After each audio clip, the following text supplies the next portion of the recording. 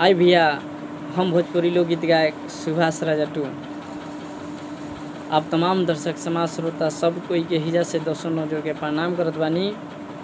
आ देखी आज बड़ा खुशी के बात बा कि हमार राइटर बड़ भैया सुभाष सागर जी के एगो छोट मोट चैनल रहो सबन के बीच में नया प्रवेश भइल ह, जौना चैनल के नाम बतावे जात बानी JMD ऑफिशियल खरतरी। JMD ऑफिशियल खरतरी के नाम से इस चैनल हमनी दोनों भाई के नया खुलल है। इस चैनल के लोग सब ढेर सारा प्यार दुलार दी ताकि ये छोट मोट चैनल आगे बढ़ जाए।